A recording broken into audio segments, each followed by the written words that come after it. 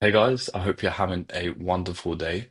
Welcome back to the Aetherius AI podcast. I'm your host, Sharia, and today I'm very excited to have a very special guest joining us, John from Texas State Optical, one of the most recognized names in the eye care industry across Texas and the Southwest. Texas State Optical has been a network over 125 independent doctor-owned practices, renowned for their trusted professionals and comprehensive vision services. TSO has become one of the largest single providers for vision benefit plans in the region, supporting both patients and independent optometrists. So, John, thank you so much for joining us today and kind of breaking down more of your company and how you started in the role and how long you've been in the role. But in case I've missed anything, I'd love for you to kind of just dive into a little bit what Texas State do and the background behind them. Well, thank you very much. I appreciate the invitation to be here and the opportunity to talk a little bit about our profession, industry, and the company. Texas State Optical was founded in 1936, so it is celebrating 90 years as of next year. So that Oh, alone correct. sets it apart from practically every other eye care organization in the U.S.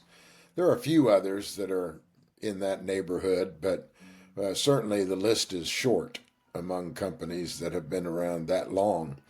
And part of the reason for it is that it's always been built on an entrepreneurial spirit and the opportunity afforded by private practice of optometry.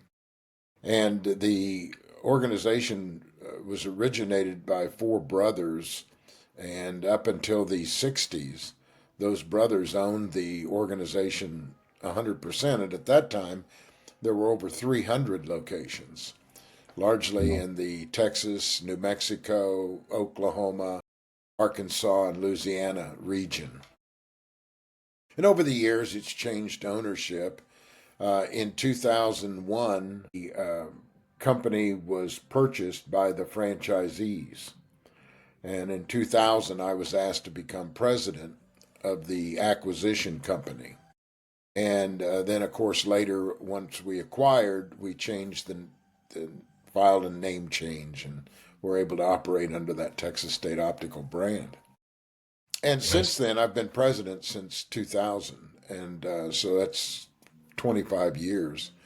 And what we set about doing was to kind of reset the organization in a Hmm. way that made more evergreen the brand, meaning that the average age of doctors in the organization in 2000 was in their upper 50s, and Oh, now it is in their early 40s. So we were able to bring in a whole new generation of optometrists and make more certain the future of the company. So that was the strategy and the way we went about kind of transforming or renewing the brand. The other thing that I think was important at that time was that we believed in the focus on the customer, the patient.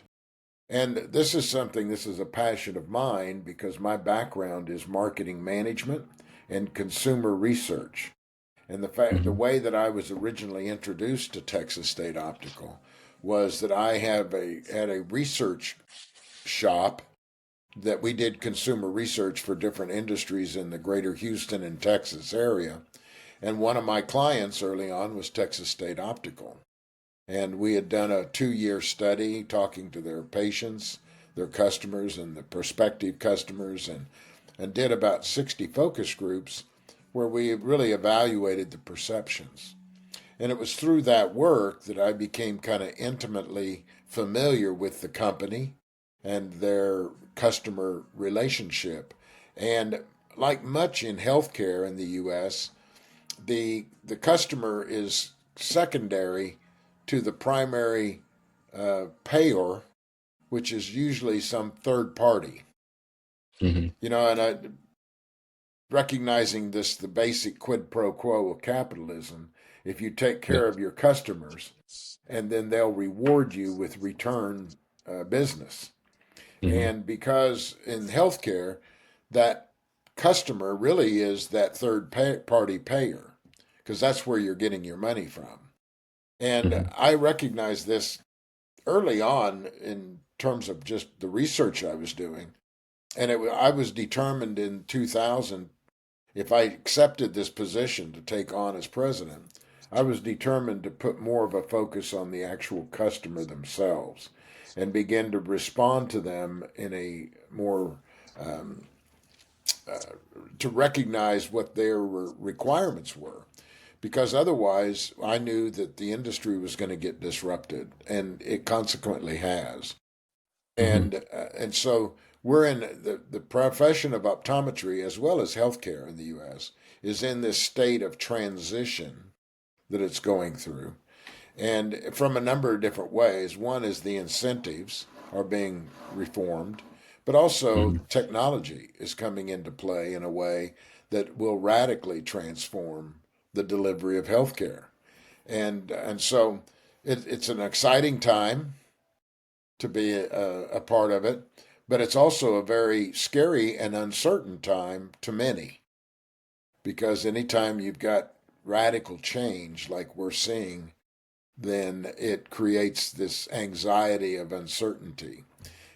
Hmm. And so that's a little bit kind of where we are today as I keep talking about healthcare because optometry is just one segment of healthcare in the U.S.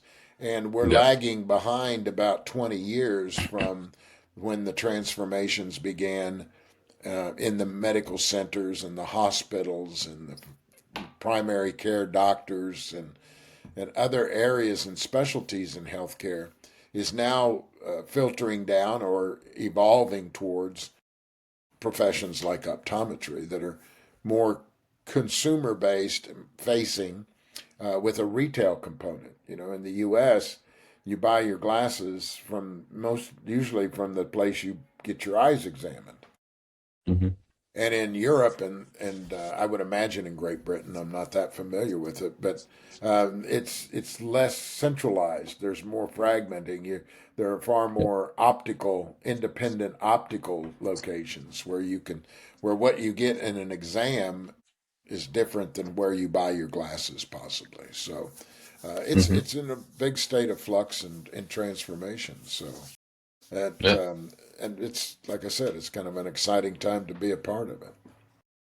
No, definitely. A lot to unpack there, but I think that's a very, very good breakdown of kind of where you are in industry. And it's funny you mentioned like the healthcare. Even we speak to a lot of healthcare owners, and I was speaking to the CEO of the teledentist, and she is an oral dentist company, and they mentioned the same thing that their industry is kind of lagging behind and not integrated and assimilated within the overall healthcare kind of package, which is interesting to kind of see that it's very similar in different industries. But one point I want to touch on, you mentioned kind of like the consumer side of things. How do you think, or from what you've seen, has stuff changed in terms of consumers and their behavior, or has it kind of remained the same since you've been in charge in 2000? It's been um, dramatically changed, in my view, and it was accelerated. It was changing in a measurable, progressive way prior to 2020, Got it. but Yeah. so for the first 20 years, but it wasn't not as easily recognized because it it was gradual and slower to change, and was probably on a 30 to 40 year transitionary period. With the advent of COVID and the um, increased utilization of digital technology, those changes in behaviors have accelerated greatly in Hmm. the last 5 years. And so it's been fascinating from somebody who just, you know, I'm thrilled by consumer behavior. I just find it fascinating. From Hmm. someone who enjoys observing that, It's been amazing to watch these transitions. And what, to try to simplify it, it is consumer behavior has been driven far more um, by convenience than Yeah. it was prior to COVID. Prior to COVID, convenience was and has probably always been a factor in making choices and deciding on what businesses you'll support and where you'll purchase services. Anything from dry cleaners to drugstores to dentists to doctors. But Hmm. the healthcare community was somewhat insulated because of this doctor patient relationship that people cherished. Yeah. That changed. And now, especially in areas of primary care that are heavily regulated by state licensing in the states, Yeah. it's viewed, if you're under the age of 40, there's a whole different emphasis on the doctor patient relationship than was if you're over 50. That generation of over 50 still wants to invest in a relationship with their doctor. But those under 40 see the doctor's services as more commodity and equalized by state licensure. In other words, if the state of Texas says this person is qualified, then they're qualified. And then the personality differences might come into play. But in terms of picking a new doctor, there's not a concern on the qualification side because those questions have been satisfied by state licensure. That isn't a behavior you see on the over 50 crowd. Hmm. Just because you've got a license, to the over 50 crowd, just because you've got a license doesn't mean you know what you're doing. To the under Yeah. 40 crowd, it does. And so that alone is a big change because used to be the over 50 crowd would turn to friends and family for referrals. I Right. need a new dentist. Who do you go to? Are you happy with them? Do you know somebody here? Even to the point of bringing it up in social circles, like at a civic club or something. I'm looking for a new dentist. Do you have anybody? The under 40 club or group look at Google reviews. And these total strangers in their lives, they put a high degree of trust and confidence in. And then so first is, how close are you to where? Because I don't want to have to travel. I want to go someplace as convenient as possible because I want to get there as quick as possible. The convenience of location is a time driven requirement. I don't want to spend Correct. 30 minutes on the road going to see a doctor when I've got one 5 minutes from my house. And then the secondary becomes if they're what do people think of them? Are they happy with them? And if you've got anywhere over 300 reviews in the last year to two, and those are 4.8 or above stars, then there's not a question. Everything's been satisfied of my requirements. I'm going to go there Hmm. without any regard to selection of product. In the States, an optometrist has a big retail store inside his office. We call it a dispensary. And so, without any regard to what that looks like, they'll pick a doctor for the exam because, in the back of their mind, they can always buy their glasses a large variety of places online very conveniently and Yeah. inexpensively. So, that's that's a new behavior. You don't see the over 50 group comfortable with that behavior.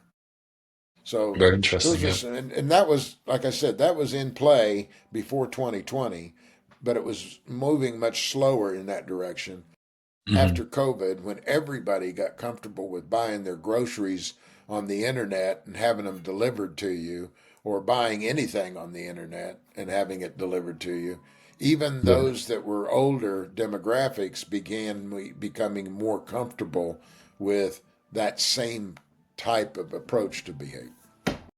Yeah, that's super interesting. And yeah, speaking from a younger generation myself, I think having grown up on both sides, the Google review thing is so accurate. Like, I will always go on the Google review rather than like a referral from nowadays. And I think it's interesting to see the shift, and I think in the long term, it's probably a positive. Because I guess it allows you to expand your consumer network, your customers, and reach a lot of people easier. Or do you think a referral was a better way to kind of keep a more tight-knit community? I think it was just different. I think there are pros and cons to both. Hmm. So with the referral network, you were limiting the opinion of the services to a small group of people you put a high degree of trust in. So in that referral behavior, what's first and foremost was trust. I trust my brother in law because I know that he's knowledgeable in this, or I trust my wife. So the first foundational piece was trust. In the Google reviews, that's not the case. Hmm. In the Google reviews, it's volume. Yeah. Because if you're choosing between two providers, one that's got 10 reviews and they're 5 stars, but the other one's got 500 reviews and they're 4.8 stars, you put the confidence in the volume of reviews, not in the individual providing the review. Hmm. Not a trust factor in that. You trust the Yeah. volume. You don't trust the people. And for me personally, I always, whenever I'm evaluating by Google reviews, I always read the negative ones first Yeah. Yeah. because I look at them and I say, well, is that something that I would even be concerned about? I mean, because some people will give a restaurant a bad review because the coffee tasted bad. Well, if you don't drink coffee, but everything else is good, then why would you let that opinion persuade you? Hmm. So I think that's the main difference is the placement of trust, and because that's really critical in to us when we're making a decision, consumer decision that's new to us that we've not made before. Even if it's I've been to an eye doctor before, but I need a new eye doctor, and I've never been to them before. So it, it, it's a placement of trust. 100%. That's very well said. And talking about trust as well, you mentioned that you've kind of pivoted to some more younger optometrists and physicians. How do you think have your consumers reacted well to it? Has that kind of trust wavered or has it actually increased? Well, it's interesting because younger optometrists build their business or practice with their contemporaries. And so if a young optometrist had to it's much more difficult to buy an established practice from someone that's in their late 60s whose primary patient base are their contemporaries. So the majority of the patients are over 50. It's much more difficult as a young doctor to come in and take over that because there is a withholding of confidence until the young doctor proves themselves. Whereas if you go out and just start something brand new, then the people that you're going to attract are your own contemporaries. And they have consumer behavior.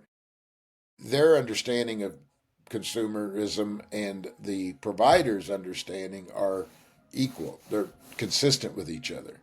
And so Hmm. while the young patient isn't necessarily looking for that warm, fuzzy doctor patient relationship, the young doctor's not interested in having that kind of a relationship with their patients. And so it works.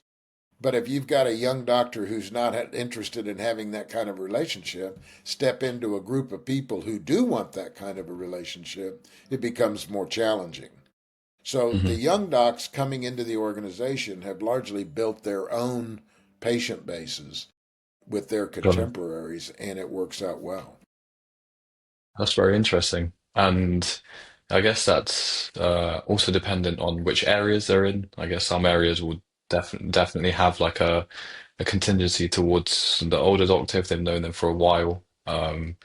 That's super interesting. But and that change, the younger doctors coming in, they from your end, they've assimilated well to to that change and basically adapted according to what's needed. Um, Yeah, some better than others, some better than others. But in our organization, over 90% of all of the new doctors coming in are opening their own practice. They're not purchasing an older practice. mhm. And that's another big change that's going on in the profession is that these older practices, many of them very successful, very large, and it's very difficult for a young doctor to secure the financing at a bank in order to purchase that practice. Hmm. So the doctor who's selling their practice has chosen to sell them to corporate organizations who can more easily afford and pay a much larger price for the practice than the young independent coming out of school, going to a bank, already carrying 200 to 300,000 in student loan debt, and a Yeah. bank looks at him and says, "And you want to borrow another 800,000 to a million?" It becomes very difficult, and so corporations can come in and pay 150% of book value for these offices. And the older doctor is like, I don't care who buys it as long as I get the most money for it Yeah. because, that's the only way I'm going to be able to retire. Hmm. So that also is another change that's going on is the consolidation of private practice. But again, this has been going on in dentistry. It's been going on in family medicine. It's been going on in every area of healthcare is the corporatization of healthcare in the US. In the Hmm. UK, you've got government sponsored healthcare. In the US, we're going towards corporate sponsored healthcare. Both have their pros, both have their cons. Definitely. Definitely. I've sometimes we do wish that we have the private healthcare side of things here because the wait times are absolutely insane for some of the Yeah, appointments that we're having to look for. But on the other hand, the costs is obviously one of the bigger things that you get yeah. with private. But I guess that's yeah, the younger doctors is do you think you find it easier also now to support those younger doctors coming through? And do you launch schemes or anything like that for independent doctors coming through and want to open their own clinics? And how does that process look? Well, the one another big change I mentioned early on, there are a lot of changes going on. So we've got the consolidation, we've got consumers changing in the way that they're behaving, and another significant change is the young optometrists that are coming through school now. 20 years ago, the majority of those optometrists would be the reason they were in optometry school was so that they could open their own practice and have their own practice. Mhm. Today, that's less than 5% of those. Well, The majority of them are not only not wanting to own their own practice, they want a job someplace because it's easy. You don't have all this third party and regulatory environment and third party payment processing and all of that. All I want to do is show up, see patients, and get my check. mhm.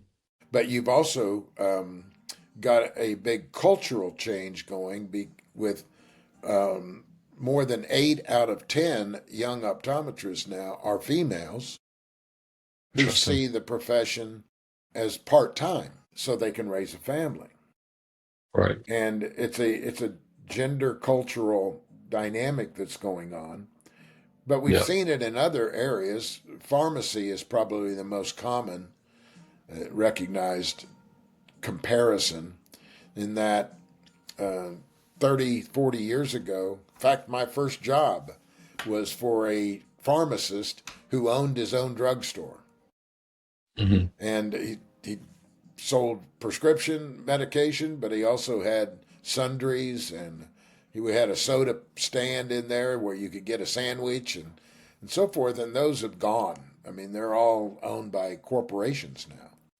And Yeah. so, and then if you walk in the United States to any major pharmacy chain and go back to where the pharmacist is, chances are it's a female, and chances are she's not working full time. She only works 3 days a week, and another pharmacist works another 3 days a week. Hmm. And between the two of them, there's a full time pharmacist. But Hmm. both of them have families in the area, and they're wanting to have that. So that's another big change that's going on, which makes it difficult for older private practitioners to hire, Yeah. even to employ them, because they can't provide the flexibility and the compensation that corporate chains can offer. Hmm. So Yeah. that becomes a difficult scenario for even private practitioners. Yeah, 100%. I think it's a top-down systemical change that has probably impacted the consumer behavior as well in that case, because if they're there for 3 days and another person's there for 3 days, and it's impossible to maybe get the same person for your next appointment. So That's right. it's probably impacted and forced consumers to be less, I guess, have that family tie with their physicians and have that That's right. long-lasting impact. So but it works both ways. That's very interesting. And how we just talked about a few different kind of major shifts that you're experiencing. How have these trends and changes impacted your kind of business strategy and growth, and how you oversee the business and how the company moves forward? Well, it's a difficult situation we're in for a couple of reasons. First of all, Texas State Optical is owned by the doctors who operate the practices.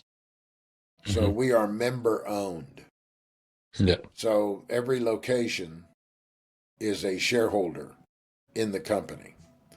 And as a shareholder, they elect the board of directors, who are also shareholders and doctors, Hmm. who have built careers out of private practice. And it becomes very difficult to accept the idea that there is no future in an organization relying solely upon and dependent solely upon private practice.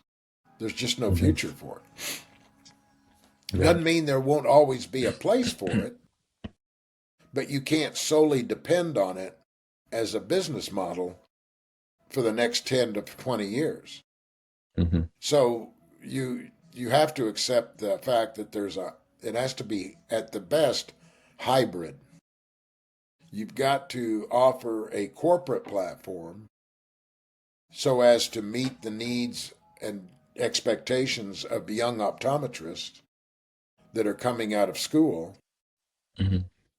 but also provide opportunity for the number of optometrists, although they be smaller and smaller and smaller, but there is a number that do want to own their own practice. So you have to accommodate that as well. And it's difficult for those that are philosophically dedicated to private practice to accept the idea that there can be a dual track of Mm. an either or. There is this preference to be pure. And no, we're not going to go that route. But in my opinion, that purity is at your own demise, Hmm. because the organization just gets smaller and smaller and smaller, because we've got a number of people that are over 50 that have been selling their offices to these corporate organizations. Hmm. And as the organization drops in numbers of locations, it also drops in revenue. It also drops in the buying power of the organization. And by virtue of a shrinking footprint, the brand value among consumers is declining. Hmm. Because if you've been used to having a Texas State Optical in your neighborhood, and all of a sudden there's no longer a Texas State because it was sold to a corporate, then and you begin to go from having, like in the greater Houston area, 60 locations to Yeah. 30, consumers start thinking they're going out of business. So the Hmm. value of the consumer brand starts to shrink. So you get all of those things kind of working against you unless you are willing to come up with a broader business model that allows for corporate platform along with the independent. Hmm. And that's the struggle the organization is having now in trying to decide. Yeah. And they Yeah. don't have a And whole lot of time left. yeah, it's a tough one because it's more a case of like it's appeasement as well because you need to appease the individual and you need to appease the corporate and then find a solution between both. So it's Yeah. getting both parties to cooperate at the same time as well as providing a great product, which you guys do and for the consumer. But I definitely think there's scope and I guess in terms of your like future goals, maybe 6 to 12 months might be a short time frame. So let's say maybe 3 years. Where would you kind of want to see and where do you want to be with the with Texas State Optical? Well, on May 1st of this year, I resigned as president. Okay, And yeah, so my last day is June 30th. very soon. And frankly, my decision was um, based on the fact, and this has been in process. I won't go into a whole lot of the detail, but for over a year. So it wasn't a sudden decision. It was a decision that I knew about a year ago was approaching, and I wasn't exactly sure when. And then a number of things since the first of this year kind of facilitated my going ahead and making that decision. Hmm. But the reason, the core of it is by my nature, I'm a builder. I like to build things. And that's why I took the position in 2000 was I felt like we could really rebuild the organization. And we did.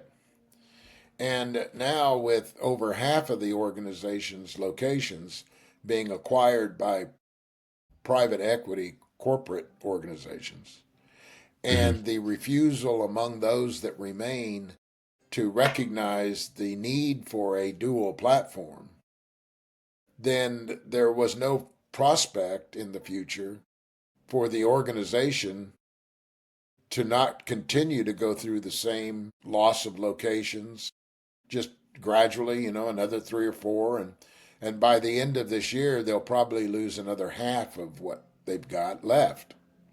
Hmm. And if that's their course, that's fine. They own the company. But I made a decision I didn't want to be part of that. I've got too much left I want to build. Yeah, So I don't know what's going to happen. It's going to largely be up to them. But if they don't do something different, yeah. then they cannot expect any different results than what they've had over the last 5 years, which has been this deterioration of both locations and consumer brands and consumer brand value and the Hmm. inability to grow because these young ODs don't want to own their own practice. Hmm. So you've got those three threats that are staring you straight in the face. And if you don't do something different, then things won't change. Hmm. So I don't know. They've got some pretty important decisions to make. Yeah, 100%. Well, congratulations on the 25 years. So it just Well, eclipsed thank that. you very much. I appreciate Of it. course. Of course, and in terms of like it sometimes it takes a big event like COVID Yeah. forces people to change and shift. So maybe with the clips of different technologies coming in, different anything, a major event could kind of shift that perspective, And I which hope it is does. I really yeah, do. I devoted 25 years to the organization, and I hope it comes to some decisions about how to turn the course around and start to grow again and really thrive as an yeah, organization. no, amazing. And I guess aside from that major challenge, inside the kind of consumer, there was like a magic wand that you could wave. Is there any other things that you would fix, or any ideas that you maybe wanted to build, where you see where the trend is going? It could be technology, it could be anywhere else. You see with the industry going. Well, I think that it's important if you own any business, it's important that you understand the consumer behavior and then you build your business or you modify your business to be more consistent with the consumer behavior. And a great example is we've seen since 2020 almost a threefold increase in the number of consumers that are purchasing their eyewear online. So, yeah. A threefold increase. Now, if you look at your consumer and go, they're wanting to buy online, then as a business person, you'd say, we need to have the ability to provide them to provide our consumers with the option of buying online from us. Hmm. But if you say no, they shouldn't be buying online, then the consumer is going to win that battle Yeah. because there'll be somebody that'll step up and say, look over here. You can buy anything you want from us online, and they Hmm. will. And we've seen a couple of really significant disruptions in the traditional private practice model because of a refusal to accept changing consumer behavior. Hmm. And that, all of my career, I have dealt with one side that says, well, we just need to educate them on all of the bad things associated with that behavior. And as a marketing person, I'm going, listen, you're not going to educate anybody. Yeah. Certainly, you're not going to do it by confrontation. If Hmm. you're going to educate them, it's got to be subtle and it's got to start where they are. And I've used this analogy, people in the United States, there are far more readers of People magazine than there are of National Geographic. And if you want to be educated, you're going to read a National Geographic. Hmm. But if you just want to be entertained, then you'll read People magazine, and there are far more people like that. So the idea of educating consumers into the behavior you want them to have is ridiculous and frankly pretty arrogant. Yeah. And consumers recognize that. And Hmm. so in the midst of the problems with pricing, election, it cost $500-600 for a pair of glasses. And then along came three guys that started Warby Parker and said, doesn't have to be that way. We can sell a complete pair of glasses for $99. And people loved it. Yeah. And so that's what I mean. You do so at your own demise because someone will. Someone will Hmm. step up and fill the need the consumers have or the wants and desires they have very quickly. Yeah. 100%. And I guess that I always say there's a tipping point, and once it goes past the tipping point in consumer Yeah, behavior, there's no coming back. It's that's like you right. either adapt or you kind of, as you said, peril to your own demise. It's definitely very interesting. And in general, I definitely think there's the optometry space has a big shift that needs to be made in general, and needs to adapt with the upcoming times. But no, that's amazing. I think that's everything that we wanted to cover. It's been a really amazing insight from your perspective. And if someone did want to find yourself and follow your journey after Texas State Optical, where could they find you and maybe contact you, or yeah, anything that you want to Well, sign off thank with? you very much for that. Probably right now, the best way to reach me would be through LinkedIn. And just John D. Marvin will find me. And if you reach out to me on LinkedIn, either to connect or to send me a message, I will respond to you. I'll write you back, and if you ultimately would like to have a conversation, I'm more than happy to get on a telephone call or a virtual meeting and have a conversation with you. I am not. I'm not beyond approaching by any means, and would be happy to. And frankly, I'd love to hear what people think about the comments I've made. Amazing. Well, thank you everyone for watching. You know where to contact John. And again, we'd like to thank you, John, for jumping on. And please leave comments, insights of anything that you do find insightful into the industry or you might find interesting. So thanks everyone for watching this episode of Aetherius A. We'll see you next time.